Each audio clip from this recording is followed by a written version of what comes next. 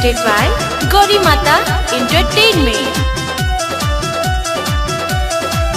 सुले बनी रहुआ होई और भंगी जी होला गाजा नहीं भंगिया के कमी जी होला गाजा नहीं भंगिया के कमी जी सुले बनी रहुआ होई और भंगी जी होला गाजा नहीं भंगिया के कमी जी दिलम लेके कसले बानी गमी जी पहिले लए गणेश के मम्मी जी दिलम लेके कसले बानी गमी जी पहिले लए गणेश के मम्मी जी।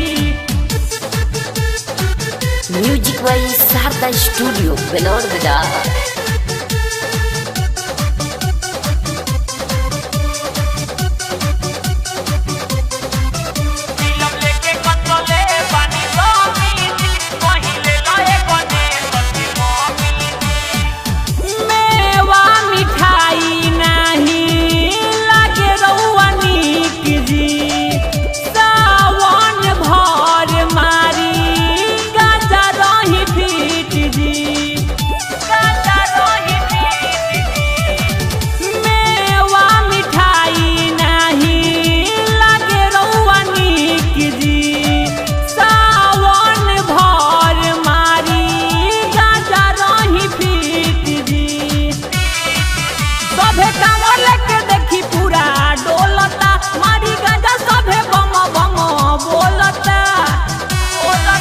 दिलम लेके कसले बानी गमी जी पहिले लए गणेश के मम्मी जी दिलम लेके कसले बानी गमी जी पहिले लए गणेश के मम्मी जी।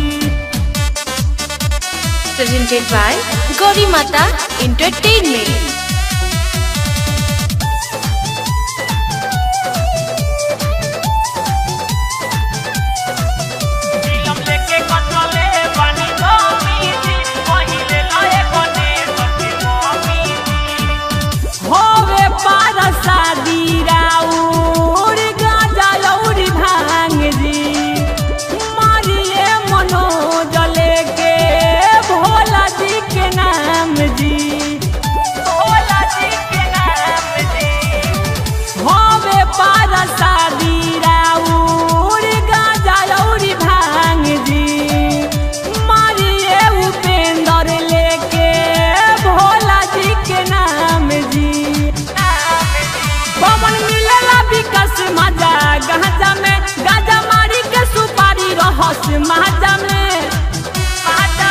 दिलम लेके कसले बानी गमी जी पहिले लए गणेश के मम्मी जी दिलम लेके कसले बानी गमी जी पहिले लए गणेश के मम्मी जी सुले बानी रहुआ होई और भंगी जी होला गाजा नहीं भंगिया के कमी जी होला गाजा नहीं भंगिया के कमी जी सुले बानी रहुआ होई और भंगी जी होला गाजा नहीं भंगिया के कमी जी दिलम लेके कसले बानी गमी जी पहिले लए गणेश के मम्मी जी दिलम लेके कसले बानी गमी।